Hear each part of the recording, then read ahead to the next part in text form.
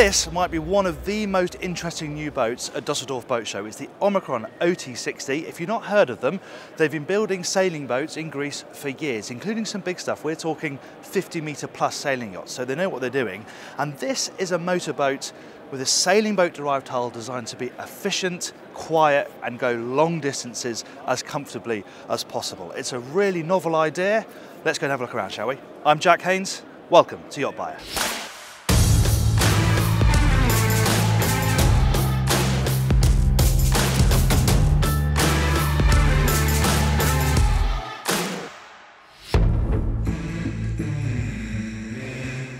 I talk about it being a sailing boat derived hull. Well, what does that actually mean? Well, first of all, look at the width of it. It's 60 foot long, but it's got a 6-metre beam. And in terms of the hull shape, nice and sharp at the bow, then it really widens out, and it's got a very shallow aft section because it's designed to push through the water. This is not a planing boat. Top speed is about 15 knots. It's designed for pushing through the water at displacement speed and being very efficient while it does it. And we'll talk more about that and its range and its performance when we get up to the Helm Station. For now, let's just focus on this area. And what's quite clever about this is the passerelle. You can see the rams here, but they've included it as part of the deck as well. So when it's folded away like this, it extends the cockpit space. Then it will also swing all the way out and round the corner, so you can use it to get up onto quaysides. It's also a crane, so it will lift the tender on and off this section here. This is a fixed platform, but you can use that to put your tender in the water and put it back on the platform again. There's lots of storage on this boat. It's a long distance liveaboard cruiser, so we've got storage in the platform here. Big storage voids either side. You lift up the steps and that gives you nice deep storage voids, and there's even more of it up in the cockpit. The cockpit really makes the most of that 6-metre beam. This is a really huge space for a 60-foot boat. On this particular boat, you've got mirrored seating areas here. There's a lot of customization available on these boats. This one has got identical either side, but you can drop it down as they have this side to make a sunbed. Table this side, 2 tables, 2 sunpads, whatever you want. You can mix it up. And you see we've got the trim here around the outside, so you can fully enclose this area as well. And underneath my feet, there's just more very deep, useful deck storage. Over on this side, they've integrated a barbecue. It's got a grill there with a couple of cup holders. And then we head over this way. This is a really nice feature. We've all seen aft docking stations before, but there's something about the way this one pops up that is so satisfying. Soft close, and then you have everything you need to control the boat from down here. Full set of throttles, engine start, stop, bow thruster, a little screen down here, and you're very well positioned looking over the bathing platform to do stern to mooring. Let's head to the bow. The side decks are really wide. It's a very safe, comfortable boat to move around on. You haven't got full railings. This is quite sailing boat inspired with the cords here, but they're nice and high at least, and you've got very tall tow rails, big chunky cleats as well to make crewing as easy as possible. Now this particular boat, via this ladder, has access to a huge sunbathing area on top of the wheelhouse. This ladder, incidentally, can be removed from here and used on the side of the boat to get in and out of the water. If you prefer to have solar panels up there, you can, and there's even a hybrid version of this boat that uses the solar panels, a bigger battery bank and electric motors for electric cruising for short periods of time.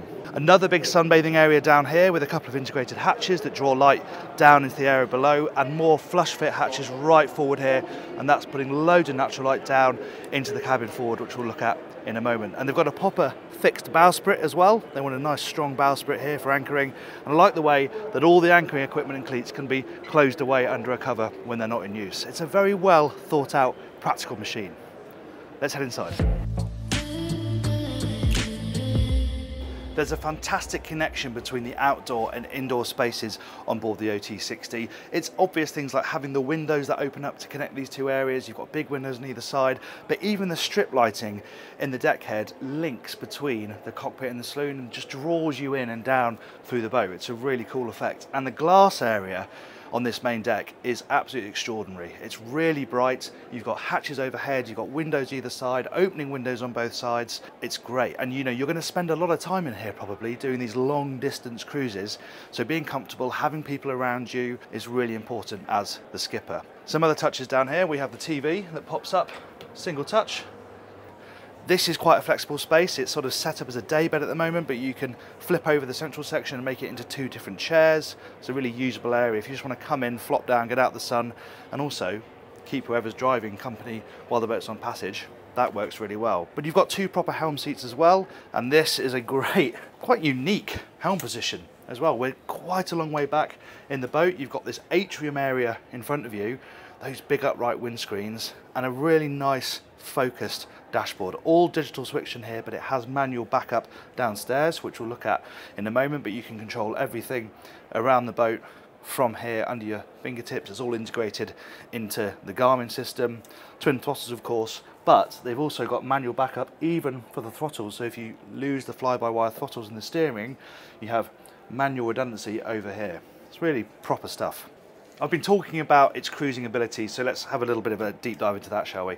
It's powered by a pair of 250 horsepower Yanmar 4-cylinder diesel engines. So if you think about the size of this boat, that isn't a huge amount of horsepower, but then it doesn't need it because it's designed to cruise very efficiently. So at 8 knots, you're looking at around 1 litre per nautical mile, 10 knots, 2.2 litres per nautical mile, and even flat out at 14.5 knots, only 4 litres per nautical mile. So what does that translate to? Well, it's got a 1200 litre fuel capacity, and you'll do 1,000 nautical miles between fills at 8 knots, which is pretty amazing for something this size.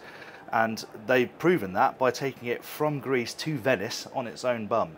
That is the sort of journey you can do on this boat without really having to think about it too much. Let's head downstairs.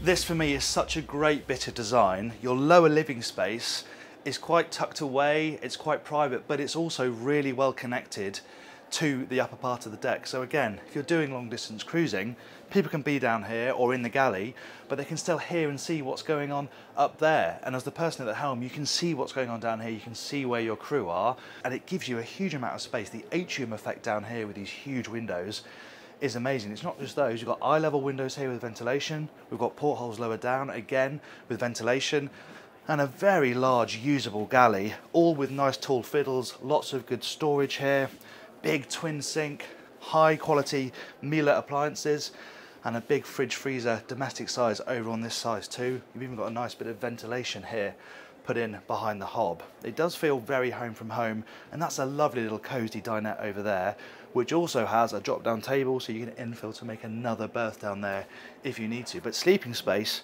really isn't much of an issue on the OT60.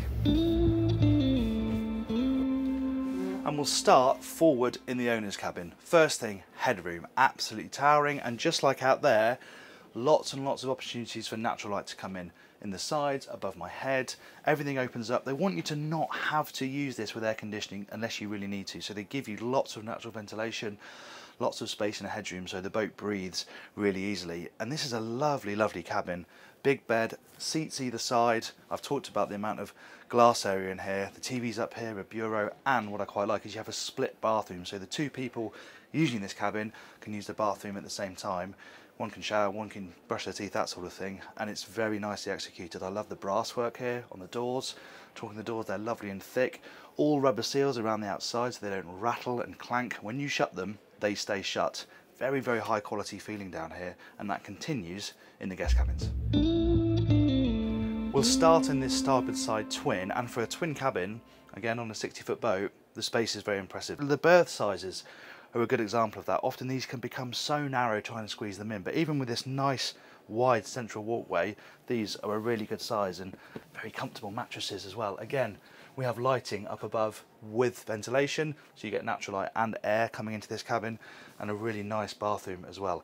Every single cabin has got its own bathroom. Again, really good privacy on a boat of this size. And we push back out again, we'll swing over to the other guest cabin, which I suppose would be classed as the VIP, via a day head as well. So this is day head access down here, and I talked about having manual backup for everything, where you have your switches here, all very easy to see, very easy labelled. And if you need to see anything more than that and really get into the wiring, that is very easy as well. And look how neat and tidy that is, all labelled so you know where everything's leading to.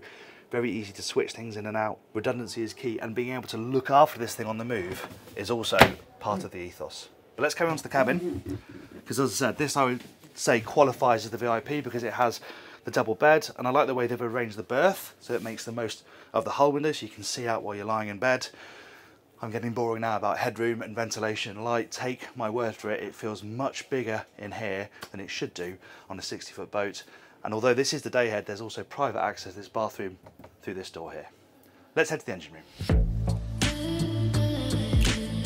Well, there's really good access down into this area through that deck hatch in the cockpit. And the other benefit about having such small engines on a 60-foot boat is, look at the tiny footprint of these Yanmars. They're diddy, so they're very easy to get to, move around, inspect everything. They're mounted on these sprung bearings as well, so they're really trying to eliminate vibration, shake, resonance, all of that stuff to make sure you really don't feel it when you're trucking along. And you can see the quality and the amount of the insulation in here as well, including on the deck hatch. So they've put a lot of effort in to make it a very quiet cruising boat, and it's a very easy area to inspect.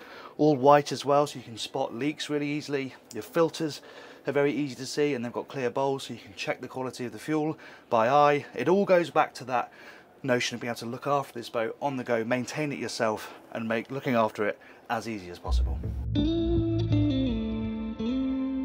Thanks for watching that tour. If you enjoyed it, please give the video a like and let me know what you think about this project. I think it's fascinating, but I'd be interested to know your thoughts. So get in the comments below and let me know. If you want to watch some sea trials of ours, I'll put a box of those up there. And if you would like to subscribe, please click over there.